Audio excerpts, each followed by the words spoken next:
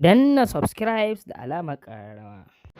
Wani yan fashi da makafi sun tsare su da shi da iyalinsa suna yana tuka mota zai tafiya, kawai sai yan fashi suka tsare su. Fakam ya yi faki, fito suka ɗauko bindiga suka kewaye su. Kawo kuɗi, ya ce ka tsaya ba shi ka harbe ni ba kuɗi kake so ba. Ya buɗe boot ya ba shi duk gudurin da yake ci, caji shi ya kwashe masa wayoyinsu da komai. Akwai matarsa a gaban mota, sai ɓarawan sai ya ce da shi, ya ce wa matar ke fito, ya ce ba ka ce baka kuɗi ba na baka, to ita kuma me za ka yi mata? Ai kuɗin nawa shine nata.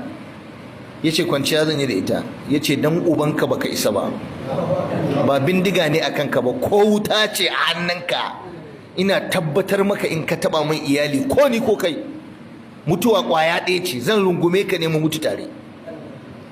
Ya ce in ka taɓa ta wallahi tallahi sai ka bar duniya yau. Kaga anan ya yadda ya rungumi kaddara. Barawo ya shigo gidansa ya karbi kudinsa, ya ce sai ya kwanta da iyalinsa a gabansa. Ya ce wannan kuma tatsuniya ne.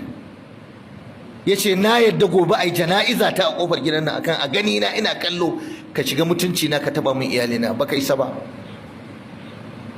Wancan mutumin dan fashin da ya so yayi wannan abin ga shi wannan mutumin, shugabansu yana can yana tsaye, sai ya ji ana hayaniya.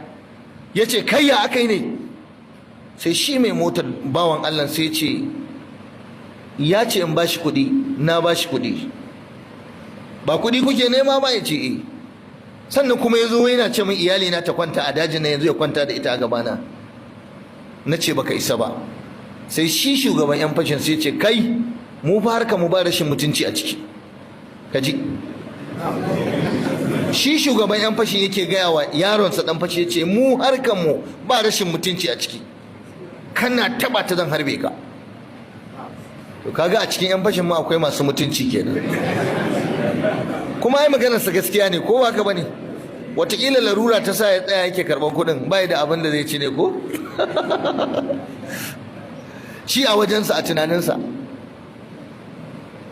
To duk abin da mutum za a taɓa masa mutuncinsa, to kada ya